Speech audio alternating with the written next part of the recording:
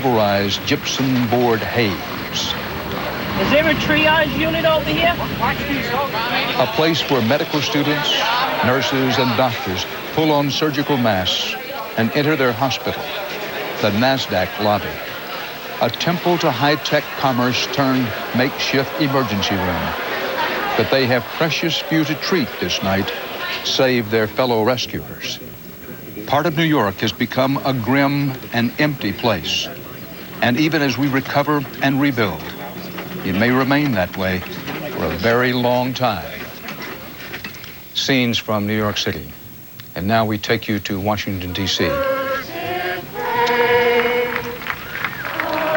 candlelight vigil tonight.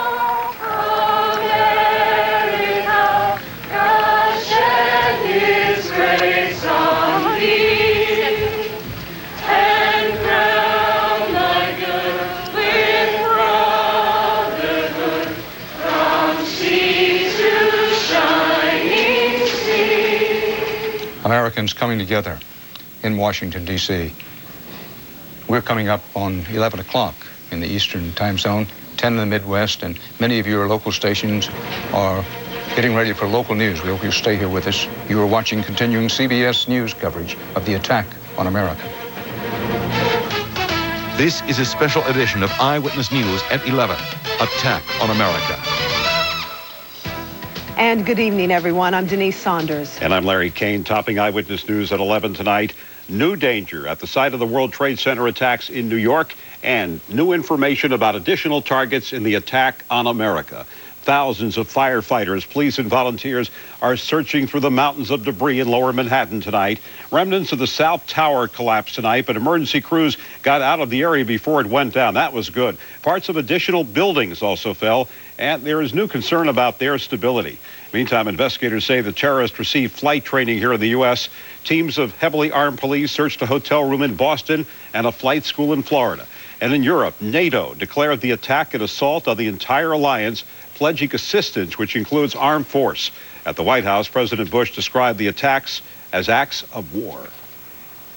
This enemy hides in shadows and has no regard. It's rather a war zone or the surface of some strange planet. What is the latest there tonight? That's certainly true, Jim. And the latest is that we now have 5 survivors that have been pulled from this, as improbable as it seems, 5 people pulled alive from this wreckage. And we're also hearing reports from the scene, although not officially confirmed, that a group of Port Authority policemen trapped in the concourse beneath the World Trade Center in one of the tunnels down there is reported to be alive. There have been reports that they've been firing their guns to alert rescuers to the fact that they are down there and alive. This has not been officially confirmed yet, but if it does turn out to be true, it is one more grain of hopeful news that is coming out of all of this. Let me step out of the way for a moment and take a closer look at what you see behind me, the silhouettes of the remaining buildings, the remaining towers of Battery Park, illuminated against the white smoke still billowing out of there. That light haze is coming from high-powered portable lights illuminating the ongoing search and rescue effort. We were in Manhattan earlier today, as was Mayor Rudolph Giuliani, and he had this to say as he toured the ruins. When you look up there and you don't see the World Trade Center, it's unbelievable. Giuliani also met with New York's 2 senators, Hillary Clinton and Charles Schumer. They both got a look at the damage from the air and later expressed outrage, pledging to work with Congress to get as much federal aid as possible for the city. The search and recovery effort continues into the night, despite the dangers of another building on the verge of collapse. Earlier tonight, the remaining 7 stories of the South Tower collapsed. Fortunately, there were no further injuries to firefighters and rescue workers. An army of dump trucks has been shuttling back and forth as debris is removed. And despite the massive destruction, there is still hope there may be more survivors. There's no telling yet how many died here. Relatives of the missing have been coming into Manhattan searching desperate for their loved ones. It may be many days yet before we get an accurate count of the missing. And the official death toll is still very low, but we got an ominous idea of just how high that may go earlier today when Mayor Giuliani asked federal officials to send the city 6,000 additional body bags in addition to the supply they already have on hand. Now, there is some good news about the city getting back to its normal way of life as close as possible tomorrow. Some of the bridges will be open. The Lincoln Tunnel will finally be reopened for the first time since all of this happened. Schools will be reopening tomorrow, except for all the schools below 14th Street, and of course that part of the city will remain closed and sealed off for a good many days to come as this desperate search and rescue mission continues. Live at Liberty Park in Jersey City, I'm David Henry, Channel 6 Action News. Jim? And David, I don't know whether you have been able to hear about this at your location yet, but police did evacuate the Empire State Building and Penn Station tonight because of a bomb scare, but about a half hour later the all clear was given. No problem, but there was a major evacuation there tonight. Thank you, David. It will be some time, as David said, before we get any kind of idea as to the number of casualties in New York. And at the Pentagon, Mayor Giuliani says there have been 41 confirmed civilian deaths so far, plus 260 police and firemen. But obviously the death toll in New York will eventually climb into the thousands. Officials say they have recovered very few survivors, and in fact ambulances are sitting empty. And while hospitals have treated almost 2,000 people, many of those injuries have been suffered by recovery personnel and people who escaped the initial event. At the Pentagon, officials now believe that the original estimates of 300 make that 800 deaths are too high. It may be closer to 200. The investigation into the terrorist attack is unprecedented in terms of its size and scope. 4,000 special agents are involved, plus 3,000 support personnel. Word is that federal authorities have already identified more than 12 of the hijackers. Several of the hijackers have been traced to a flying school in Vero Beach, Florida. 2 of the hijackers did get flying licenses. Lawmen are also investigating a flying school in Minnesota. Police were led to a car at Logan Airport, scene of 2 of the hijackings, in which they found a videotape manual on flying jet planes, plus flying manuals in Arabic. Officials say the car is linked to 2 men with Saudi Arabian passports. Police raided a hotel room in Boston used by one of the hijackers and removed a bag, contents undisclosed. And lawmen removed 3 men from an Amtrak train in Providence, Rhode Island. They are being detained while officials investigate their immigration status. Attorney General John Ashcroft said federal agents are following hundreds of leads, but this they know. The 4 planes were hijacked by between 3 and 6 individuals per plane, using knives and box cutters, and in some cases making bomb threats. Sources say that much of the evidence gathered so far points to terrorist mastermind Osama bin Laden, but it's possible that the attack also involved other terrorist organizations, they say, including the Hezbollah in Lebanon and Fatah in the Palestinian territories. Authorities in the Bush administration say the White House was one of the intended targets of the terrorists. They say that the plane that ended up crashing into the Pentagon was first circling the White House.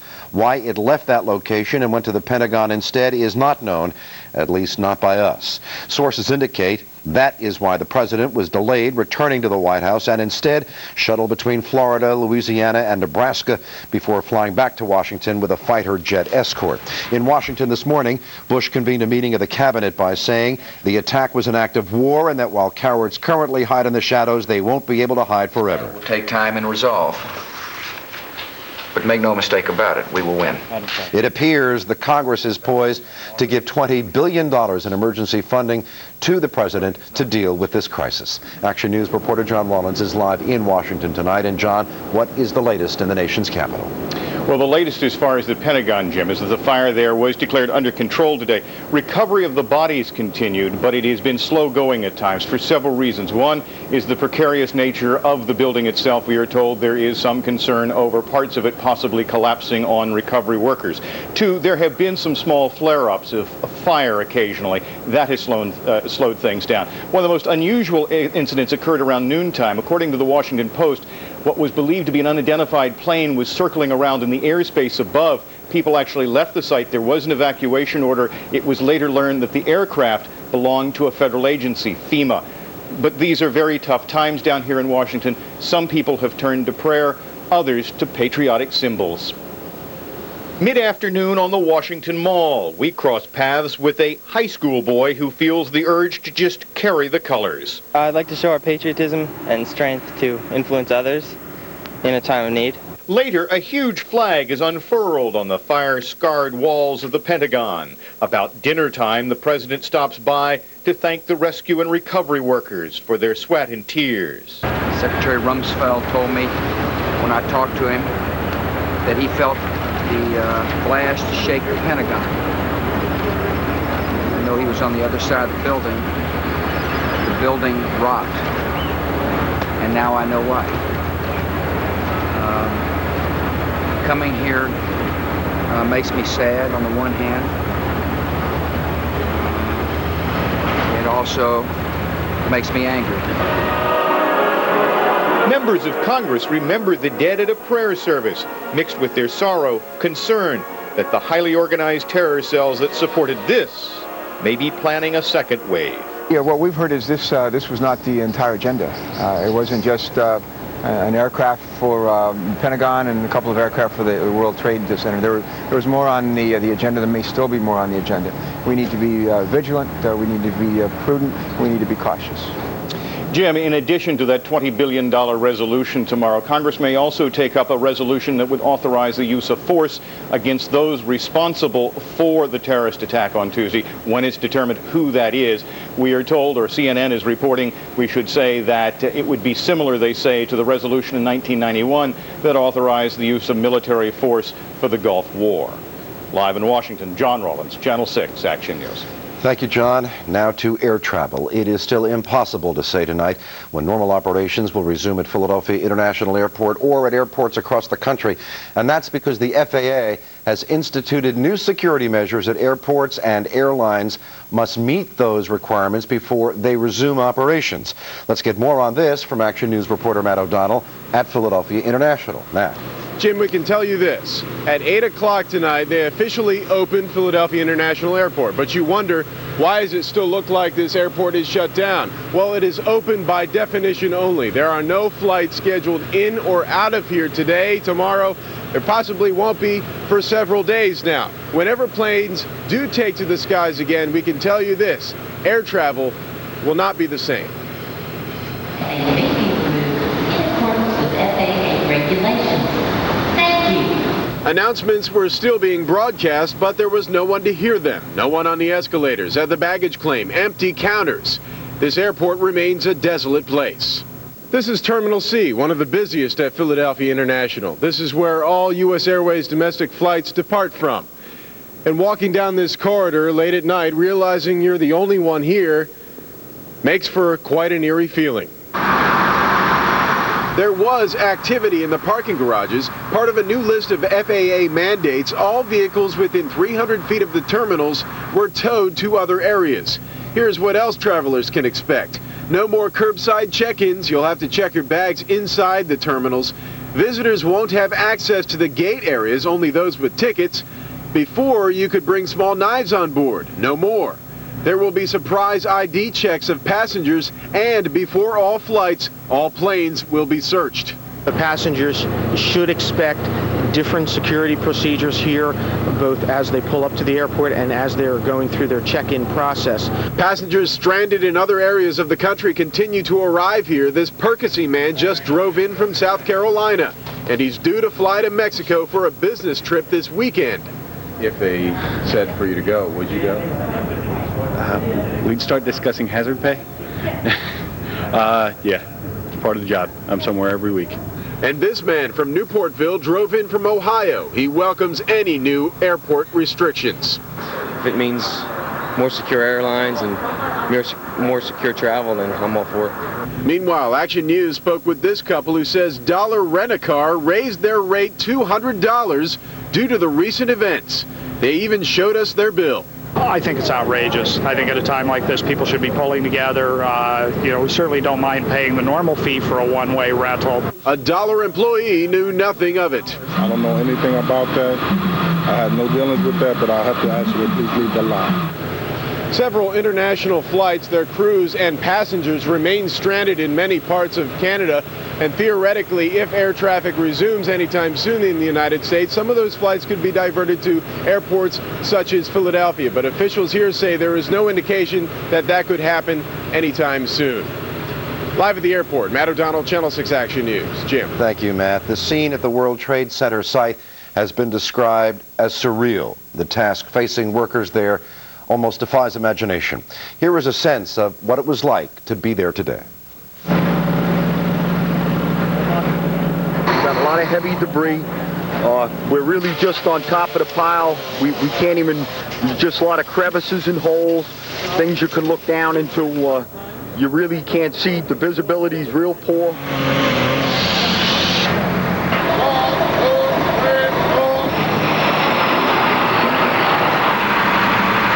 Damage is incalculable. But, you know, one human life is worth more than all that damage put together. Need the dogs here. You know, we still have hope for them, but if they were up in the building with the size of that fall and fire and the smoke, it doesn't look good for them. Walking out of here. Guys, coming over. Saying this building's unstable. It was unstable. Go, guys, come on. You're right. Oh, shit.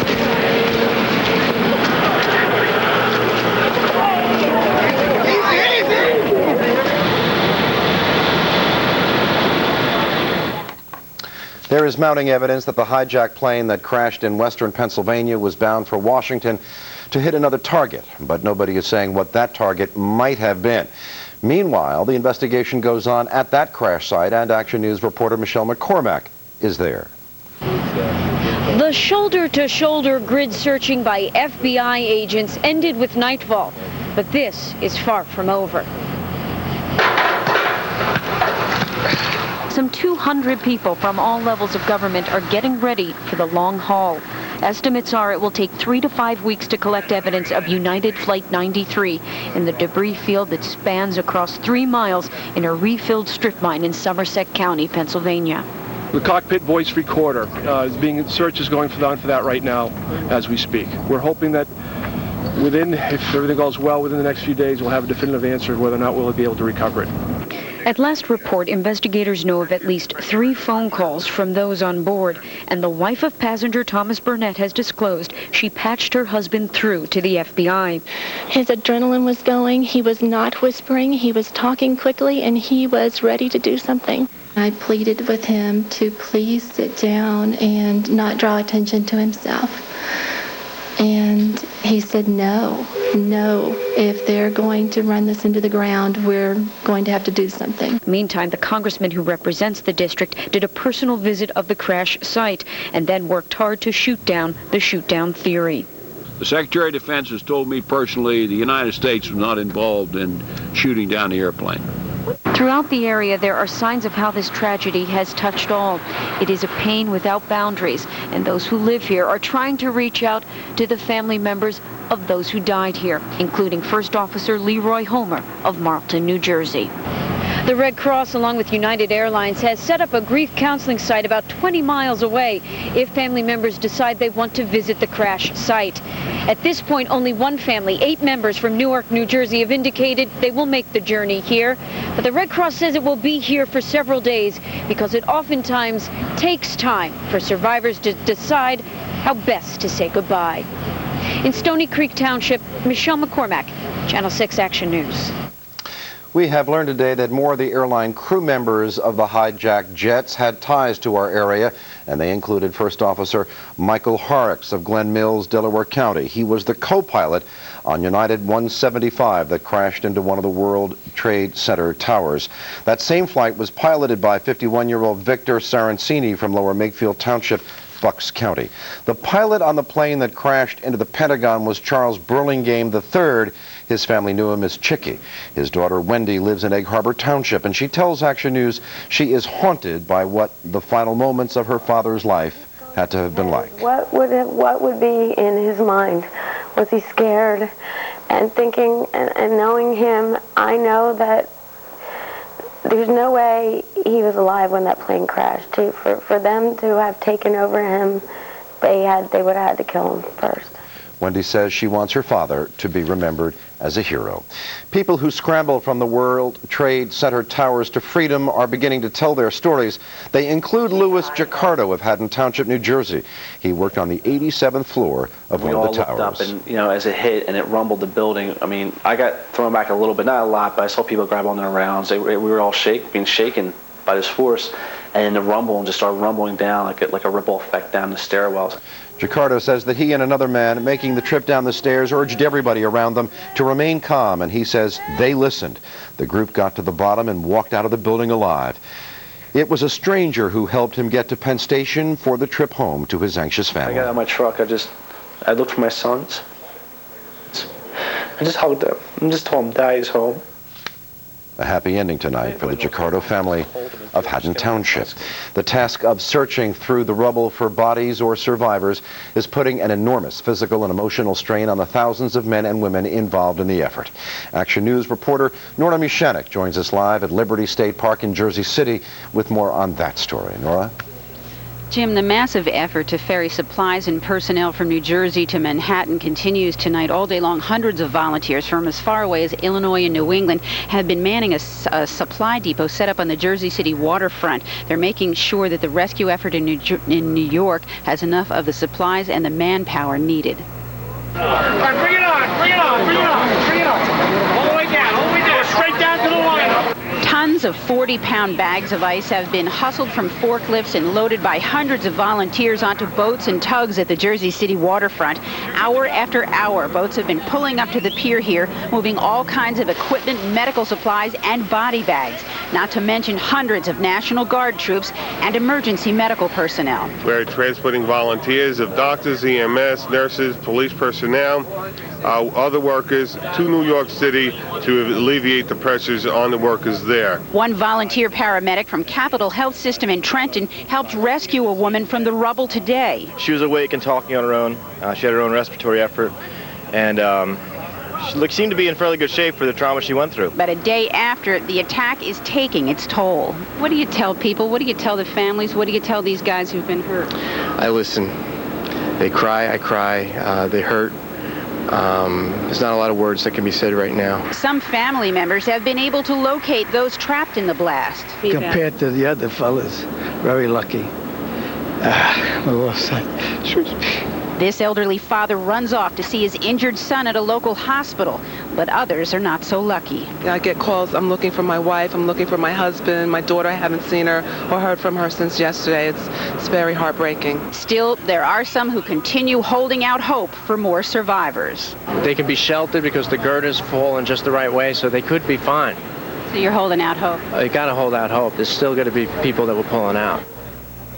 And one note here, Jim, we're told that we've heard reports of search and rescue crews who have located the bodies of dead firefighters in the rubble, and they say the firefighters' flashlights were still on, indicating that the searchers say that they died on the job, killed when they were trying to rescue other people from that nightmare in New York City. Live in Jersey City, New Jersey, I'm Nora Mushanek, Channel 6 Action News. Thank you, Nora. As crucial hours pass by, we are hearing from more and more local families with loved ones who worked in New York but who have not been heard from since the attack. 4 of them are seen here. 34-year-old Christopher Clark of Villanova worked on the 104th floor of the No. 2 tower of the Trade Center. 35-year-old William Gottschalk of Lower Makefield, Bucks County, worked on the 89th floor of the same building. He has not been heard from. 33-year-old Margaret Seeliger has family in Broomall. She worked in the Tower 2 on the 91st floor and was last seen in a stairwell near an exit. And David Senza hails from Wilmington. He was in his 2nd week on the job at a firm on the 104th floor of Tower 2. In New York, a chilling example tonight of the desperate measures some people are taking to find their loved ones. This local ABC News van in downtown Manhattan was completely covered with pictures and descriptions of the missing. Few details were left out. This man was apparently wearing khaki pants, a wedding band, and has a scar on his knee. To anybody who watched it, it is still hard to believe how little time it took for the Twin Towers of the World Trade Center to collapse. Action News reporter Dan Cuellar looked for answers tonight from one of the men who had a hand in building the famous skyscrapers. Dan. That's right, Jim. A longtime resident of our area, he played a crucial role in the construction of the twin World Trade Center towers. Well, tonight, he shares with us his thoughts on their profound destruction and why he thinks they collapsed as quickly and as suddenly as they did. It's something I spent more than 6 years on. And Walter Kozanuk was the project management consultant for the World Trade Center project, beginning with the Twin Towers construction back in August of 1966. He designed a computer process known as the critical path method, whereby the entire project would be managed. At 110 stories high, the 1,350-foot Twin Towers were the tallest in the world at the time. The pride and joy of America. Certainly the pride and joy of his life. Now he says their destruction is his deepest sorrow. Well, I thought I lost my son. I had that feeling. For some time, he has been haunted by the thought that something like this would happen. Lots of times I thought about it, but never thought it would react the way it did. I thought the plane would get stuck up in there. Indeed, the radical design of the towers were such that Kozanuk believes the collision of the planes in and of themselves did not cause the collapse. He believes it was the intense fire and heat of up to 2,000 degrees that weakened the building's steel frame. Well, the strength of the steel it gets to be rubbery. You get it up to about 1,800 to 2,000. They bend it by hand. And unlike other conventional skyscrapers at the time, its designers employed a radically different engineering concept whereby the exterior walls of the buildings were the load-bearing walls, with most of the steel on the outside of the building instead of the inside. But as soon as you took the outside members, destroyed many of the outside members, especially with the heat, then I couldn't take the load that was there, and so it started to sag. And sag it did, as we all witnessed, in a straight vertical with each floor falling neatly on top of each other. Now, at 78 years old, Kozanuk says he has mixed feelings as to whether he would like to see the towers rebuilt. On the one hand, he'd like to see the skyscrapers built even higher, as a symbol of American pride. I'd go higher. If I'm going to go that high, I'd go higher. The thoughts of World Trade Center consultant Walter Kozanuk. Of course, it may be some time before any decision is made on whether or not the World Trade Center towers will be rebuilt. Live in Center City, Dan Cuellar, Channel 6 Action News. Thank you, Dan. The search for suspects took investigators inside a hotel today in Boston. The FBI and police SWAT teams descended on the Westin Copley Place in Boston's Back Bay this afternoon. Investigators searched a hotel room. ABC reports they found it unoccupied, but a bomb-sniffing dog hit on a suitcase, and police evacuated the building as a precaution. And the Boston Globe is reporting tonight that 3 people were taken into custody at the hotel, that they were linked to a credit card used to buy tickets on the flights that crashed into the World Trade Center. Earlier, investigators seized a rental car at Boston's Logan Airport that contained Arabic language flight training manuals. Further south in Providence, Rhode Island, investigators searched an Amtrak train from Boston.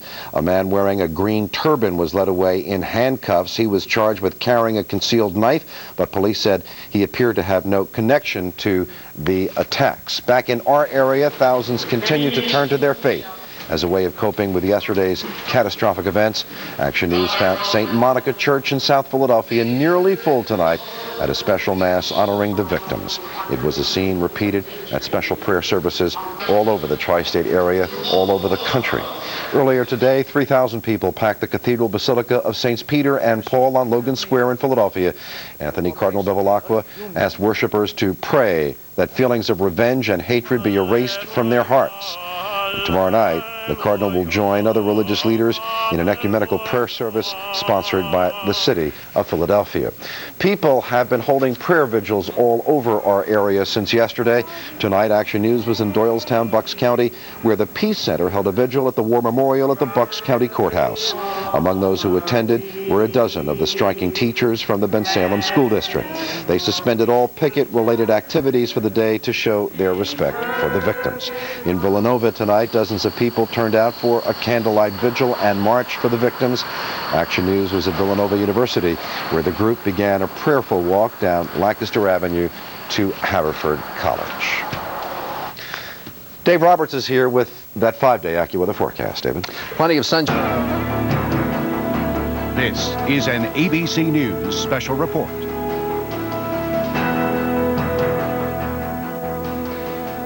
Good evening. I'm Ted Koppel reporting tonight from London. I know that some of you have over the past several, indeed the past many hours, been watching my colleague Peter Jennings. I hope Peter is still sitting there in New York. Some of you have been watching local broadcasts. Peter, before I let you go, and Lord knows you have been putting in Herculean labors over these past few hours, this is so much, this business that you and I are in is so much a matter of perspective.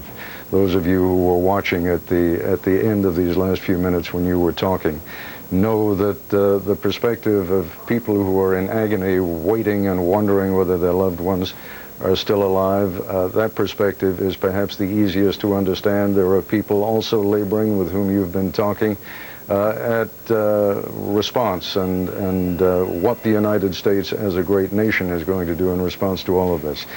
I wanted to get from you, before you go off and get some well-deserved rest, just your perspective on what you've been covering together with our ABC News colleagues over these last many hours, and your thoughts before you leave for this evening.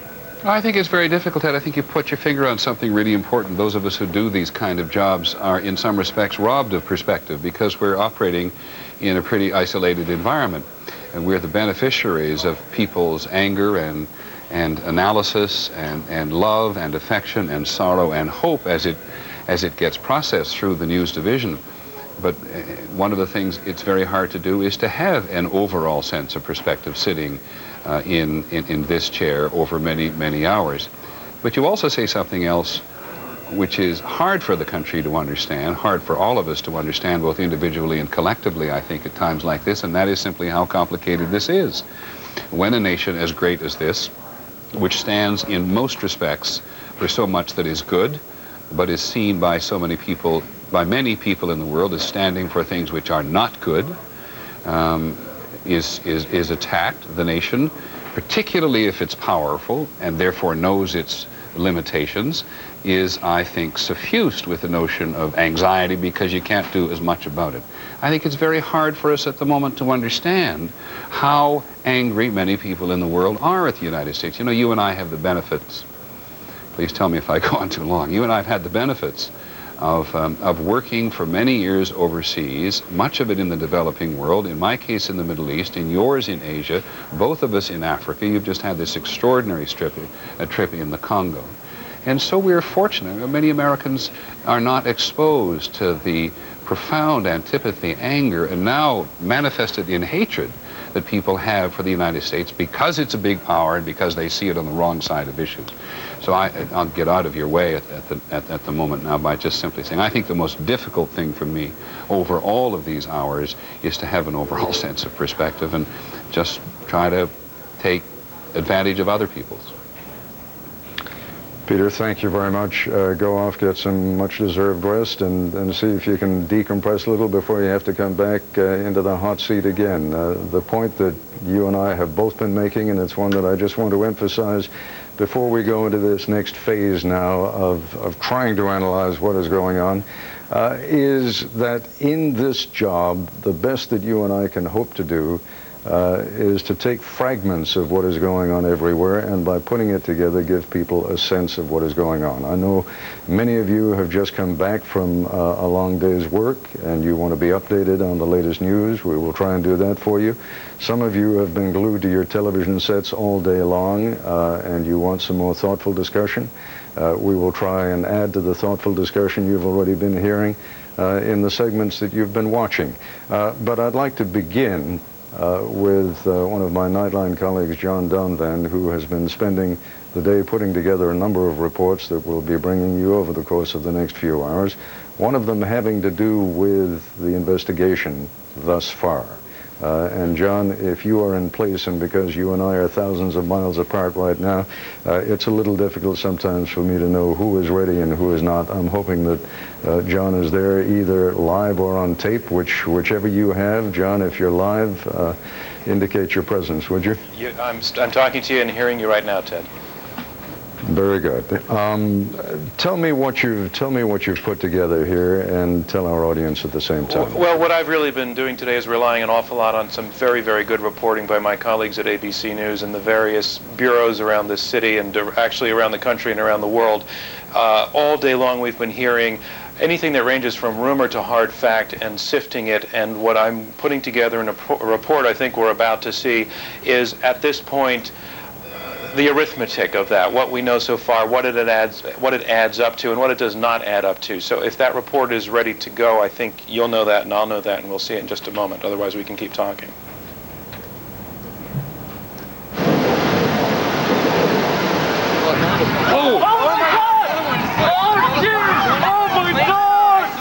For roughly the first 24 hours, a huge explosion now, raining debris on all of us. Every image spoke of destruction. We better get out of the way!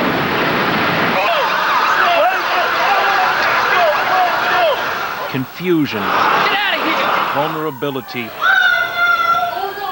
and darkness. Darkness especially over the questions of who flew those planes into the towers and how did they take control of them and why. The Department of Justice has undertaken perhaps the most massive and intensive investigation ever conducted in America. Today, U.S. authorities said they made progress on answering some of those questions. Some of what they were up to we could see. Late last night, the FBI seized a car parked near the American Airlines terminal at Boston's Logan Airport. This was ABC News at sunrise this morning.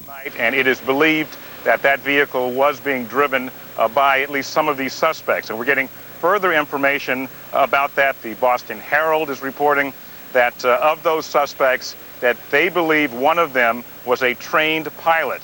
And again, consistent with what George was saying just a few minutes ago, that some of these suspects flew to Boston early Tuesday morning from Portland, and that they had entered this country from Canada. The FBI also identified a hotel that one team spent the night in South Portland, Maine. Two suspects left another rental car in Maine and were seen on videotape. I can tell you that the two individuals are both males in their mid to late 30s, based on the photo that I saw, and that each one was carrying some type of small shoulder bag. Not a real bulky one, but something small. Both kind of dark complected, dark hair. Also this morning in Coral Springs, Florida, neighbors reported that FBI agents overnight raided a house listed as the address for a man named Mohammed Atta, an Egyptian who was believed to be a hijacker on one of the jets that rammed the World Trade Center. They got the address from Atta's driver's license. He is a known associate of Osama bin Laden. While in Florida, Atta was trained as a pilot by this flight instructor. We're looking as a commercial outfit in the United States to train people, and if these people come with the right paperwork, immigration, etc., passports, then we did our job and we want to train them. This morning, the president was on television. The American people need to know we're facing a different enemy than we have ever faced. This enemy hides in shadows and has no regard for human life. This is an enemy who preys on innocent and unsuspecting people, then runs for cover. But it won't be able to run for cover forever. By noon today, some of the shadow apparently lifted. ABC News had learned that the FBI now knew the identity of all of the hijackers, at least 12 of them, from countries that included Saudi Arabia and Egypt. The 4 planes were hijacked by between 3 and 6 individuals per plane, using knives and box cutters, and in some cases making bomb threats.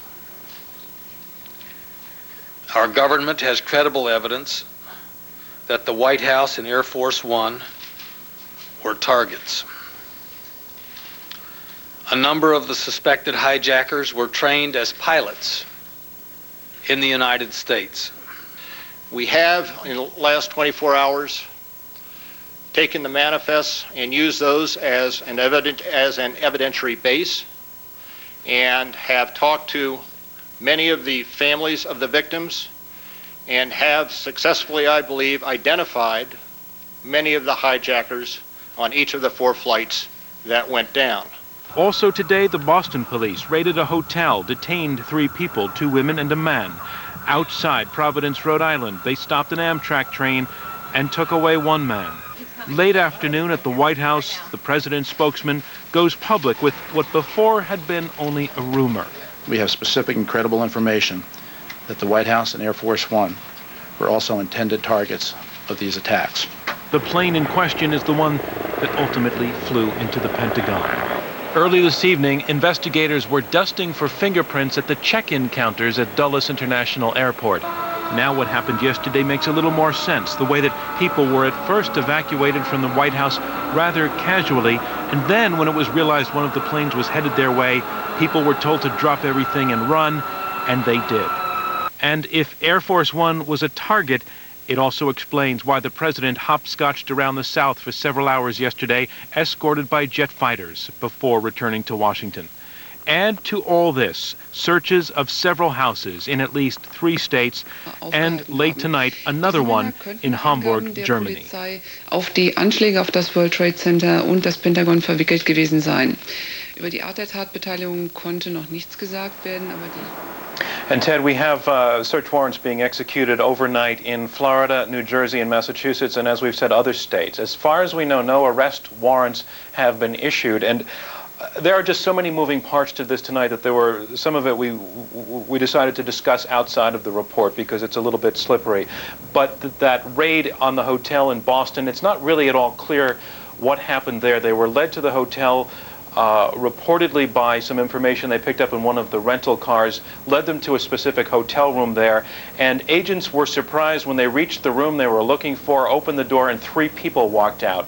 They detained those people, the 2 women and 1 man that we referred to. They have not arrested them, they have detained them, and it's not clear whether these people were involved or not. In fact, in all of these cases, of all of the people detained today, they're still not saying that they know whether or not for sure that they are suspects. They believe that they may have some link to Osama bin Laden, but they're not sure. Also want to point out, in one sense you can say it's amazingly quick response to already know, they say, the names of all of the hijackers. On the one hand, that is amazing, but what is also amazing is the implication of the fact that these men were receiving pilot training in the United States. Some of them were certified as pilots in the United States over a period that lasted at least a year. They've been here, they've been registered, they've been using their names and addresses and driver's licenses, which is allowing them, authorities now, to track these people to where they actually lived and where they went to school, and they got away with it for all that period of time. Even though a lot of them were known associates of Osama bin Laden and were on watch lists, they weren't being watched at the right time. Actually, John, you touched on the very question I was just about to raise with you, and I'm going to be asking questions of all of our colleagues tonight, some of which you're not going to be able to answer. But 2 of those people, as you correctly point out, were on an FBI watch list. Is there any explanation yet as to how and why they were able to get into the country? All we've heard are theories that they may have come in through Canada, they may have been smuggled in, they may have come in using false identity. But even if they came in under false identity or slipped into the country, they very quickly established what you might call standard legal identity. And we're filling out forms with the FAA to apply for pilot's licenses. So no, we don't have an answer to that. John, I'll be coming back to you several times before our block of programming is over this evening, but thank you for what you've just reported. Nightline's Dave Marish is on the streets of New York City, just a few blocks from the site of the search and rescue effort. And Dave, at times like this, all I can say is, what can you tell us? Ted, about 5 blocks from here, about 5 blocks south of here, in the absolute center of a brightly flood-lit disaster area, is a large firefighter with an almost as large magnetic whiteboard in front of him that has hundreds of numerical units on it in several colors. These just some of the many units of the New York Fire Department, Police Department, and dozens of other law enforcement and emergency service agencies from the whole metropolitan area that cover this area. It looks something like an anthill because the people are dwarfed by the massive size of the wreckage. when a 1,350-foot tower comes down, even in pieces, it makes a mountainous wreckage. It is at least 60 or 70 feet high, and behind its crest, a big black cloud of smoke continues to rise from what can literally be called the well of the world's sorrows. 82 people are known to have died here. The mayor of New York has requested 6,000 body bags. Those two numbers give you, I think, a very good sense of how little has been penetrated of this wreckage and how much more horror there is to be uncovered. David, I want to move around to a number of our colleagues this evening, but before I let you go for the moment, and I should point out that we'll be coming back to you again also. When you spoke of the 80 known dead, you do not mention, of course, the firemen and the policemen who we know have died in the wreckage. Just a quick word on them. Lord knows they deserve mention at the top of this broadcast. They certainly do, Ted. 202 New York City firefighters are still missing. 57 police officers, 200 other state employees. And I must say that missing must be presumed dead now. To see this wreckage, to have looked at this massive pancaking of floors and window frames compressed into, as I say, still a pile 50, 75, 80 feet high, but that was once 1,350 feet high. The vertical compression of the collapse of this building almost certainly has killed everyone who was within it. One note, though, Ted, that I want to pass on. The largest single renter in the World Trade Center, with 21 floors occupied by 3,500 employees. Morgan Stanley, the financial business company, reported that most, no hard number here, but most of their 3,500 employees on 21 floors in the area that was struck by the plane escaped this building and are alive tonight.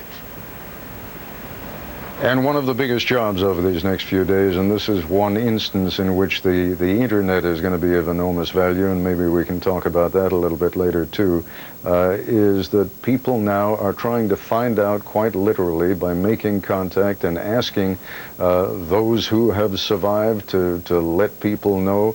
The compilation of lists is going to be, in many respects, the principal focus of this effort over the next few days.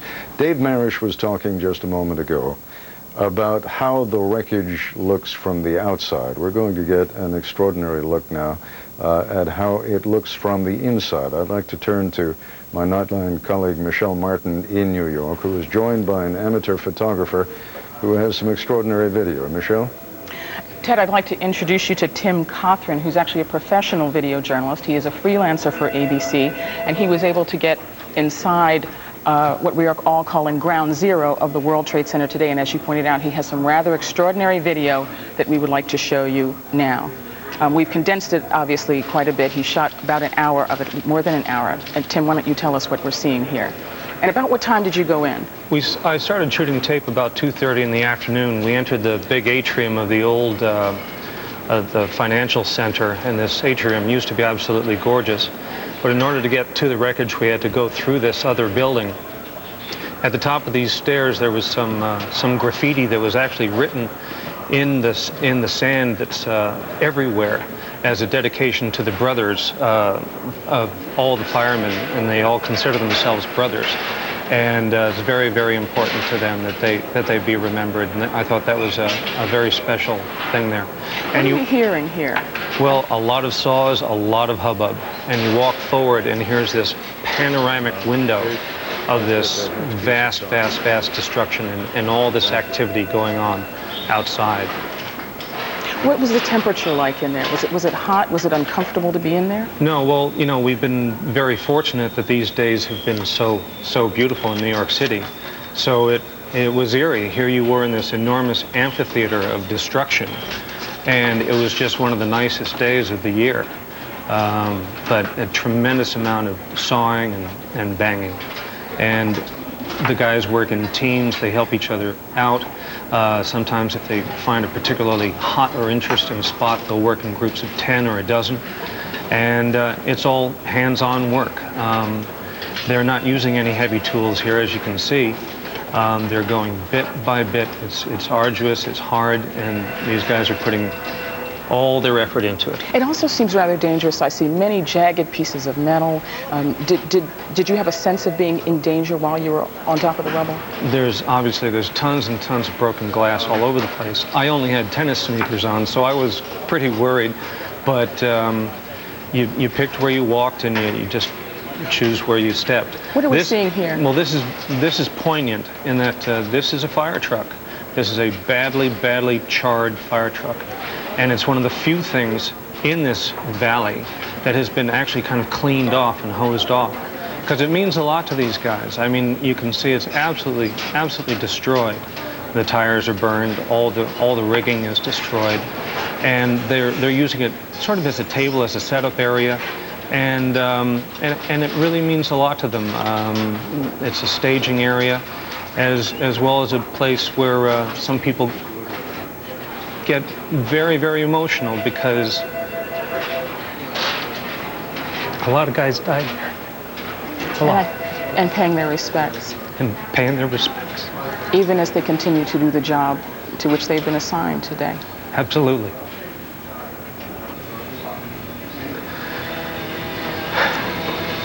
Did you have a sense of being very far up?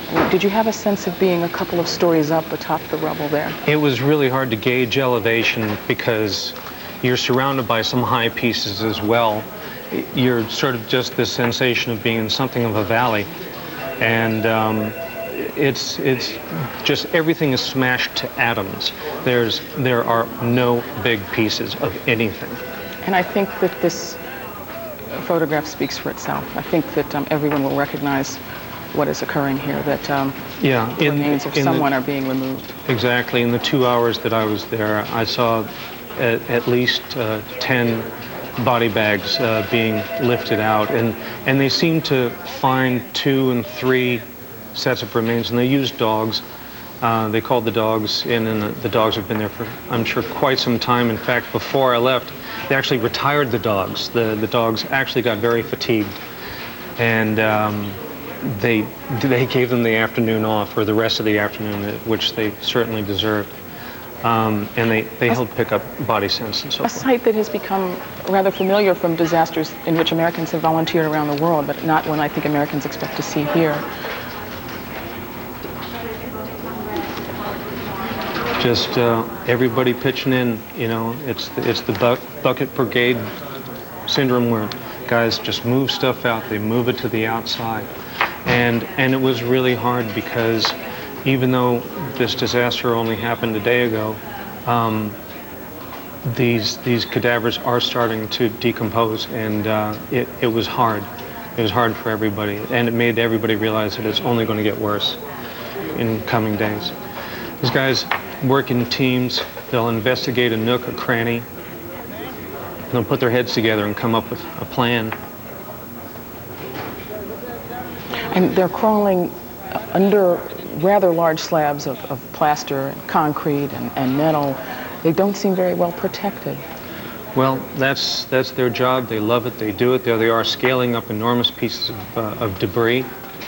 And so as I was leaving, at about 5:15, everyone started running. A sudden change of energy here. What's going on? Absolutely. They got a call on the phone, over the horn, that the structure that was adjacent to us was unstable and may come down. So I hit the record button and started running along with everyone. We took a breath here to, see if there was anything else going on, and then we suddenly heard this rumble, which you may hear on the tape, and it scared me to death. And that was it. We just bolted. The 60 pounds of gear I had on me weighed nothing. We just flew out of there, scared to death. When did you begin to calm back down? How long did it take before your heart rate came back down and you... Well, I'll tell you what, watching this stuff brings it right back up. I'll tell you that. and it makes you realize what these guys and women are doing and how much it means to them. Ted, as I said, some rather extraordinary footage from Tim Cothran, freelance video journalist. Eyewitness News. Tonight, a race against time. Rain could cause big problems for rescue workers searching for victims at the site where the World Trade Center once stood. But first, the 3 airports in our area are once again closed after 10 people were reportedly taken into custody amid growing concern that more terrorist attacks were in the works. Good evening, everyone. I'm Diana Williams. And I'm Bill Ritter. A big development tonight. There are now real fears that there may have been 2 attempts to repeat Tuesday's terror attack. Repeat them tonight. ABC News is reporting that 10 people have been taken into custody after they tried to board planes in New York carrying fake IDs and knives. Our investigative correspondent Jim Hoffer has been covering this story. He is here with late details for us. Jim. Well, Bill and Diana, these new developments back up what a source with close government ties told us after the attack. He said the FBI was looking for more would-be hijackers. The question now, did they find them tonight? The reason for the sudden closing of New York's airports earlier this evening now terrifyingly clear. According to ABC News, authorities are holding 10 individuals who were attempting to board flights at LaGuardia and JFK. Some of them reportedly carrying knives, false IDs, and pilot licenses. There have been a number of people detained over the last 2 or 3 hours at the airports with possibly fictitious identification. Meantime, in Pennsylvania, investigators today found the black box of the plane hijacked Tuesday in Newark. And in the rubble of the Pentagon, searchers detected a signal from that jet's recorder. The boxes could provide critical information about the final minutes of 4 flights that forever changed the world. The Justice Department has already identified those responsible. That there are 18 hijackers. The number of associates is significant, but I don't think it'd be appropriate for me to try and attach a specific number. We are continuing to develop an understanding of all the associates that these individuals had. Among the key players, Mohammed Atta, believed to have piloted Flight 11, the first to strike the towers. Adnan Bukhari and his brother Amir are to have commandeered one of the Boston flights. Authorities say many of them trained at flight schools in Florida and perhaps another in Minnesota. Their capacity to operate the aircraft was substantial. It's very clear that these orchestrated, coordinated assaults on our country were well conducted and conducted in a technically proficient way. And it's the complexity and sophistication of these attacks that had the Secretary of State clearly pointing the finger at Osama bin Laden, who had been hiding in Afghanistan. We haven't yet publicly identified the organization we believe was responsible. But when you look at the list of candidates, one resides in that region. The investigation has also led authorities to the Canadian border. That's where nearly a year ago, an Eyewitness News investigation exposed how many ports of entry are unmanned by customs. That investigation prompted this now chilling warning from a Long Island University terrorist expert. I think if we don't wake up, we might be dealt a very serious blow in the foreseeable future. Now, just moments ago, I interviewed a man who was a passenger on tonight's United flight from JFK to Los Angeles. Right here, this is his ticket, American Airlines Flight 133. It was supposed to be the first flight out of New York to Los Angeles since the attack on Tuesday. Fortunately for him and the others on board, it did not take off. After the plane sat at the gate with the passengers on board for more than 3 hours, suddenly, all hell broke loose.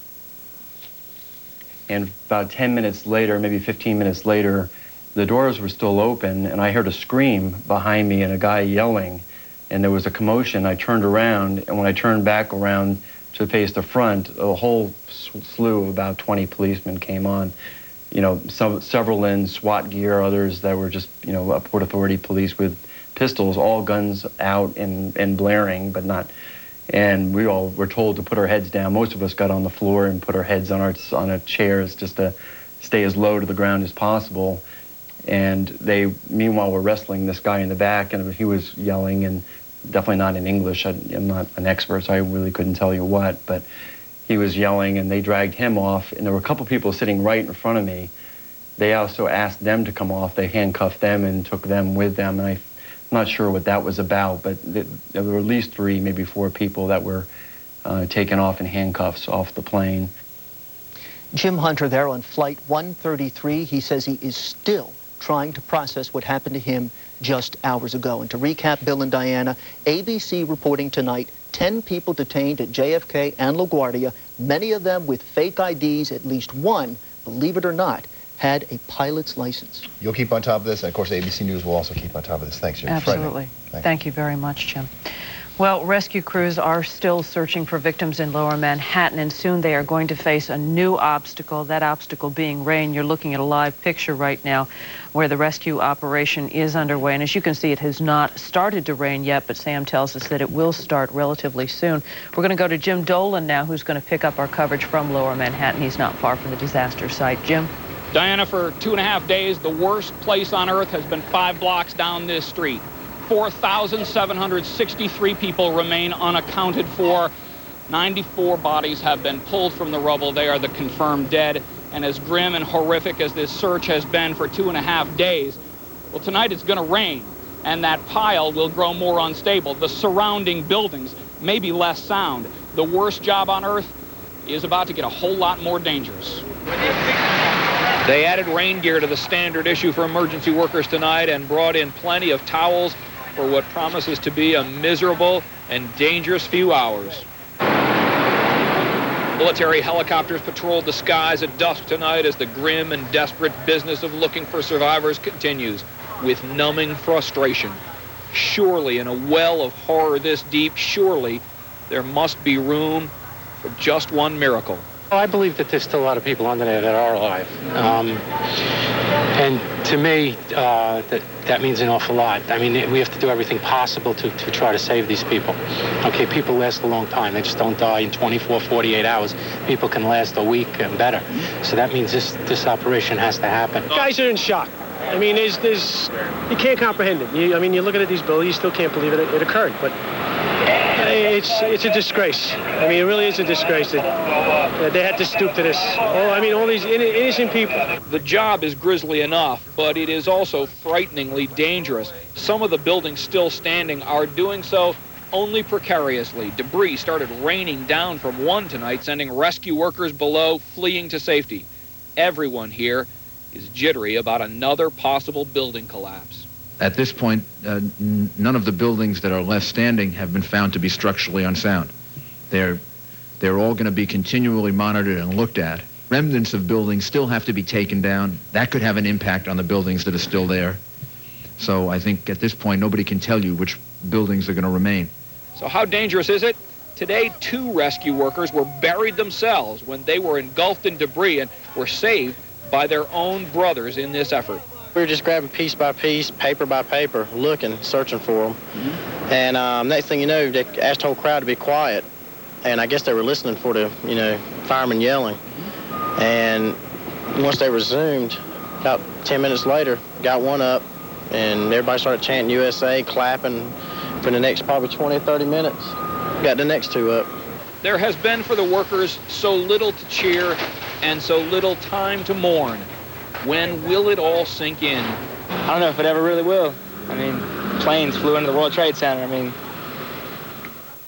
his voice just trailed off from there. He's a firefighter from Raleigh, North Carolina, just 21 years old, but years are not likely to help him find the words to describe the horror he has seen down there.